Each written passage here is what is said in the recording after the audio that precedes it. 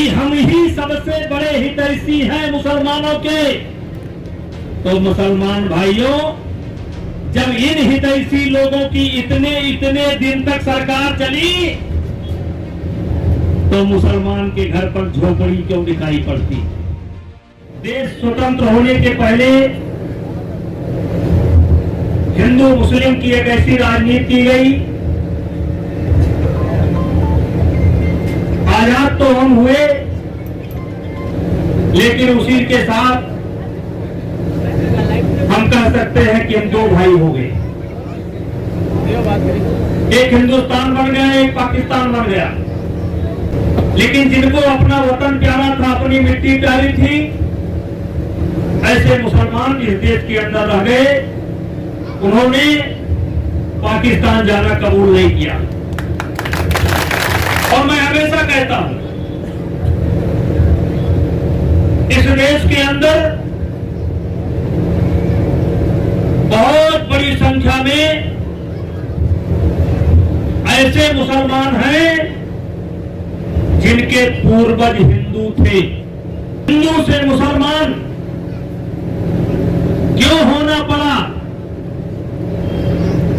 कहानी तो यहां तक मौजूद है कि कुएं का पानी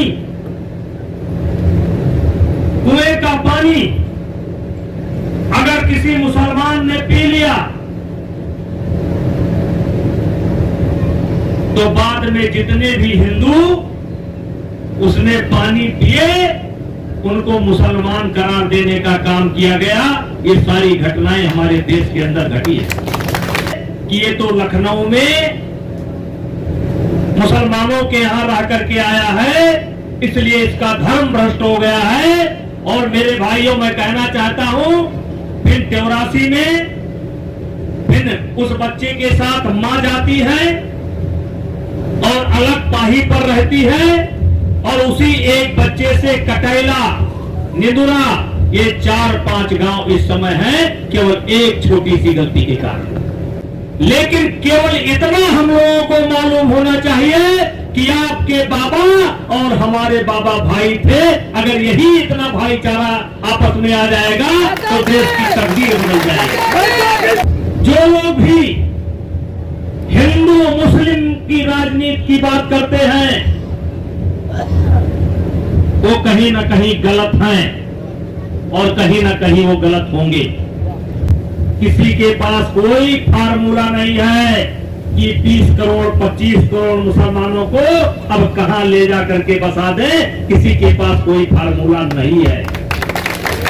और किसी के पास अगर मुसलमानों को बसाने का, अलग करने का कोई फार्मूला नहीं है, तो किसी के पास यह भी फार्मूला नहीं है कि हिंदुओं को कहां बसा दिया जाए।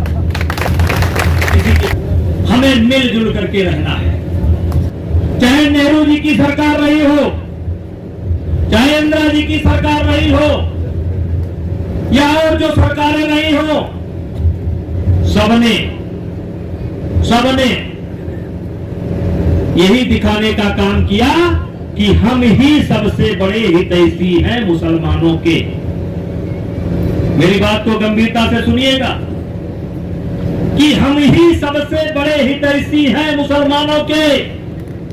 तो मुसलमान भाइयों, जब इन हितैषी लोगों की इतने इतने दिन तक सरकार चली, तो मुसलमान के घर पर झोपड़ी क्यों दिखाई पड़ती है?